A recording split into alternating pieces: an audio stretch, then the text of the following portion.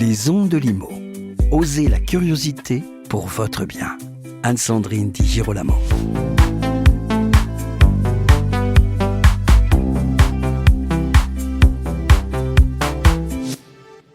Accompagner les exploitations agricoles viticoles dans leur recherche de financement, y compris pour leur immobilier professionnel, c'est le métier que pratique Maxime Bossard, courtier en prêt immobilier professionnel et agricole, installé à Montaigu-Vendée sous l'enseigne Finance Conseil. Les spécificités du crédit aux exploitations agricoles viticoles, c'est tout de suite avec Maxime Bossard. Bonjour Maxime Bossard. Bonjour Anne-Sandrine. Quand on parle de crédit pour les exploitations agricoles viticoles, de quoi est-ce qu'on parle en fait ? Alors c'est très large. Oui. Ça peut être un jeune qui s'installe, qui a besoin d'emprunter pour acheter du matériel ou pour reprendre une exploitation existante. Ça peut être une exploitation qui a besoin d'investir dans du matériel neuf, un tracteur par exemple. Oui. Et puis ça peut être de l'immobilier agricole, ça peut être racheter un site, ça peut être faire construire un bâtiment pour mettre un bâtiment d'élevage pour tout type d'élevage, ou bien un simple hangar de stockage pour stocker du matériel ou de la paille avec des panneaux solaires dessus. C'est très très large. C'est très très large et cela concerne des montants assez importants de ce que je peux deviner. Oui. Alors ça dépend évidemment de ce qu'on finance, mais dès lors qu'on est sur du bâtiment neuf d'élevage, en effet, je vais vous donner un exemple. L'exemple le plus marquant en ce moment, parce que j'en finance beaucoup, un bâtiment neuf pour mettre des poules pondeuses dedans. Le bâtiment plus les équipements à l'intérieur, il faut compter à peu près 1 600 000 € d'investissement. Quelles sont les problématiques principales de vos clients entrepreneurs agricoles en termes de financement ? Alors je parle quand même d'entreprise parce que ce sont des entrepreneurs. Une exploitation agricole, c'est une entreprise. C'est pour ça que ça s'intègre parfaitement dans le marché des professionnels sur lequel on intervient énormément chez Finance Conseil. Les problématiques, il y en a plein.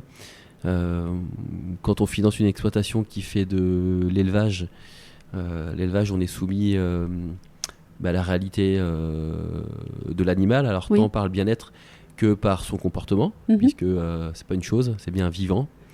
On a des problématiques qui sont liées aussi au droit, parce qu'il y a des autorisations qui sont nécessaires pour pouvoir exploiter, qui n'existent pas forcément dans le monde de l'artisanat et du commerce. On a des problématiques financières, puisque les projets sont très importants, souvent portés par un seul exploitant. Donc une année ou deux à se rater, ça peut être très compliqué pour la vie d'exploitation. Donc c'est des enjeux qui sont différents du monde de l'entreprise et de l'artisanat. Il y a un enjeu écologique avec une transition qui est en cours, peut-être qu'on en discutera après. Et puis il y a des enjeux climatiques. On le voit sur les 2 dernières années où nous, sur l'ouest de la France, on a eu énormément de pluie, c'est historique, avec des agriculteurs qui sont exposés lorsqu'ils ont beaucoup de surface de culture, avec des rendements qui sont faibles, et donc forcément ça met à mal les bilans des exploitations. Donc c'est tout ça. Oui, alors tout ce que vous venez de me dire, on n'attend pas forcément de l'entendre de la bouche d'un courtier en financement en fait. Quel est votre rôle quand vous me parlez par exemple du bien-être animal ? Alors moi mon rôle c'est pas de m'assurer du bien-être animal, ça va être... En revanche vous prenez en compte un nombre de critères très importants pour votre travail. Alors le bien-être animal, la façon dont le projet va être mené, moi par contre, peut m'ouvrir un certain nombre de portes dans certains établissements qui ne sont pas forcément des banques traditionnelles, qui vont financer le développement d'une exploitation qui va soit bénéficier d'un label ou soit qui va être capable de démontrer que l'outil de travail qui va être financé va répondre à des critères précis sur le bien-être animal. Donc moi, je n'interviens pas sur le bien-être en lui-même, mais j'interviens dans la recherche de financement à une ouverture différente de ce qu'on peut avoir par une banque traditionnelle. Oui, ce qui est fascinant. Oui. C'est ça. Après, mon métier, comme pour accompagner un dirigeant d'entreprise, c'est de rencontrer mon exploitant, de visiter son exploitation, d'écouter son projet, ses besoins. Et ça, finalement, c'est un peu la base du commerce quand on travaille avec des clients. Et puis c'est d'assez rapidement me mettre en capacité de lui dire si oui, le financement il est envisageable ou non, il n'est pas envisageable. Parce que de temps en temps, ça peut arriver. On a certaines clés de lecture qui nous font dire que non, on ne peut pas y aller. Il n'y a aucune banque qui financera. Et on n'est pas là pour mentir aux gens. On est là pour leur dire la réalité.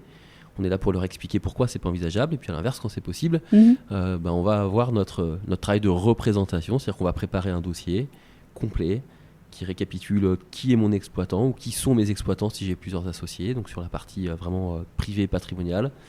Je vais analyser l'entreprise, donc l'exploitation, au travers des bilans que j'ai si je ne suis pas sur une création ou une installation. Et puis, je vais développer le projet. Pourquoi ? Comment ? Avec quel budget ? Un vrai plan de financement. Et tout ça, j'envoie aux banques pour qu'elles puissent avoir cette lecture. Ensuite, dans un second temps, je rencontre les banquiers qui veulent accompagner mon client avec mon client. Donc, si j'ai 4 banques qui sont intéressées pour y aller, je fais les 4 rendez-vous avec mon client, avec les 4 banques. Lui, son rôle, c'est d'échanger avec le banquier qui va vouloir apprendre à le connaître, ou son propre banquier s'il est déjà client de la banque. Puis moi, mon rôle, ça va être d'aller sur la partie plutôt technique et financière, ce qu'ils ne maîtrisent pas en fait. Ils ne savent pas tous lire un bilan comme n'importe quel dirigeant d'entreprise. Donc moi, je vais aller là-dessus, et puis après, je vais aller surtout sur la partie négociation, et là, c'est un levier très très très important pour eux. La négociation sur les conditions commerciales, le taux, le coût de l'assurance, les garanties de l'assurance emprunteur, parce que comme un prêt immobilier, quand une exploitation emprunte, son exploitant se couvre avec une assurance décès, invalidité, incapacité. Donc moi, mon rôle, ça va être de négocier ça pour faire en sorte, et les garanties du prêt, mais en tout cas sur la partie financière, mon objectif, c'est de faire en sorte que le financement coûte le moins cher possible à l'exploitation.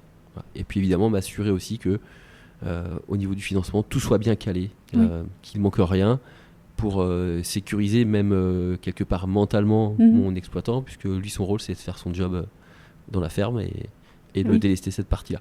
Et oui, j'aime beaucoup votre expression, les grilles de lecture, en fait, quand vous allez chez votre client et vous essayez d'analyser ce qui sera possible, ce qui ne sera pas possible. Et puis, je suppose que grâce à votre valeur conseil, vous allez peut-être ouvrir des portes auxquelles votre client, finalement, n'avait pas pensé. Historiquement, deux partenaires bancaires se partagent le marché. Oui. Et donc, en tout cas, moi, sur ma région, Loire-Atlantique, Vendée, j'interviens aussi beaucoup sur le 49, sur la partie agricole.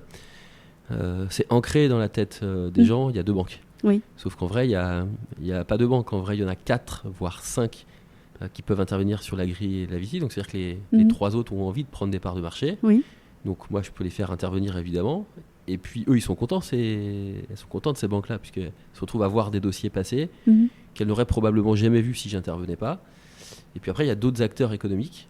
C'est des financeurs, des tiers investisseurs qui peuvent intervenir de façon différente en complément d'un prêt bancaire. Et ça, c'est des choses auxquelles nous, on a accès, auxquelles les éleveurs, les exploitants n'auraient jamais pensé, en fait. Mais oui, j'aimerais qu'on termine sur la transition écologique. C'est un sujet extrêmement important. En quoi cela a changé aussi votre manière de pratiquer le métier ? Alors, aujourd'hui, on a 2 choses.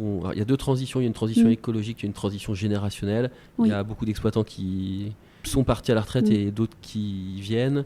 Les exploitations grossissent. Il y a moins d'exploitants, mais sur des structures plus importantes que ce qu'on a connu dans les années 70-80. Aujourd'hui, qui sont des exploitations qui sont bien valorisées, mais du coup, qui peuvent être aussi parfois presque inaccessibles en termes de montant. C'est-à-dire un jeune qui a besoin de racheter une exploitation, quand il faut mettre 1 million, 2 millions, c'est pas évident. Non. Donc évidemment, nous, on intervient en accompagnant ces projets-là. La transition écologique, c'est qu'aujourd'hui, l'agriculture, sur une exploitation, on peut presque créer une économie circulaire en utilisant les fientes et les fumées qui peuvent partir dans un centre de méthanisation externe, voire même il y a des exploitants qui investissent eux-mêmes dans une méthanisation. Donc l'objectif, c'est de créer du gaz qui va être revendu à GDF, et puis ensuite la matière organique qui est créée, qui elle n'a quasiment pas d'odeur. C'est assez bluffant d'ailleurs. Aller dans un centre de métal, ça n'a quasiment pas d'odeur comme un vrai fumier classique, qui va pouvoir être soit revendu ou épandu sur les terres, qui va permettre de limiter l'engrais naturel. Donc ça en fait partie. On a un gros volet sur l'énergie solaire, avec énormément de bâtiments équipés de panneaux photovoltaïques qui vont parfois servir à faire de l'autoconsommation. Ça va éviter d'avoir des factures électriques très importantes, même si aujourd'hui tous les équipements, en termes de lumière, il y a beaucoup de bâtiments d'élevage qui nécessitent d'être allumés 24 heures sur 24. Enfin, éclairés 24 heures sur 24, ça va permettre de limiter la consommation. Et puis surtout, c'est une façon de sécuriser la retraite de l'exploitant, puisque quand j'investis 350 000 euros sur une centrale solaire sur mon toit et que j'arrive à la retraite et qu'elle est payée, dans mon contrat d'engagement avec ERDF, j'encaisse tous les ans 60 000 euros de vente d'électricité. Et 60 000 euros, c'est pas du net, mais on y est presque, en complément de retraite et 60 000 € par an, ça fait un beau complément de retraite quand on a travaillé toute sa vie. Oui, et je parlais tout à l'heure du conseil, c'est vraiment là la plus-value du courtier en financement, et on vous l'entend. J'ai une dernière question. Est-ce que vous pourriez peut-être partager avec nous un ou deux dossiers emblématiques du moment ? Oui, il y en a. Il y en a beaucoup plus que cela, oui. Si, le dossier le plus emblématique, alors je ne peux pas citer de nom évidemment pour des raisons de confidentialité. Quand j'ai commencé à financer l'agricole, c'était en fin 2022, début 2023, mon deuxième dossier, c'était un très gros dossier, c'est la rénovation de 2 bâtiments d'élevage. Donc mon exploitant fait de la dinde et du poulet. Et puis la construction d'un bâtiment neuf, plus des panneaux solaires, on en avait pour à peu près 1,7 million d'investissement. Il y a eu énormément de rebondissements. On s'est retrouvé avec le cabinet d'expertise comptable, avec les banquiers, tous autour de la table dans mes bureaux, donc à Montaigu. On a travaillé avec le groupement, qui est un de mes partenaires qui accompagne l'éleveur. Et puis on a mis 2 ans à sortir le dossier. Alors il faut savoir que c'était un dossier 1,7 million, sans apport du tout, avec des difficultés pour un certain nombre de raisons. Je ne vais pas rentrer dans les détails, sinon on va y passer. On pourrait passer l'après-midi. J'aime bien en parler. Oui. Et là, le dossier est en train de se finaliser avec 2 banques qui cofinancent le projet à 50-50 à peu près. Ils divisent la 1,7 million en 2.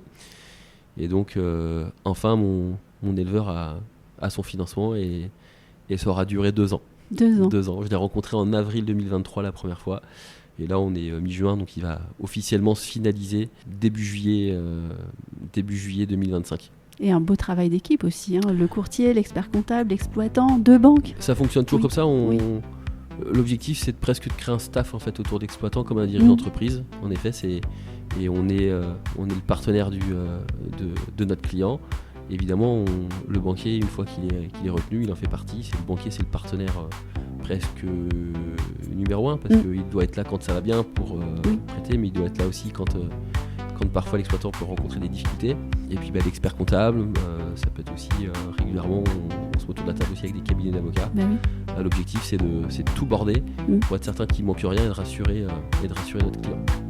Eh bien, je vous remercie de nous avoir emmenés au cœur de notre métier. C'était vraiment très intéressant. Merci Maxime Bossard. Merci Sandrine. Et bien sûr, vous qui nous écoutez, si ce podcast vous a plu, eh bien partagez-le avec vos proches. Je vous en remercie et je vous donne rendez-vous pour un prochain épisode. Retrouvez les Ondes de Limo sur ondedelimo.com, les réseaux sociaux et la newsletter.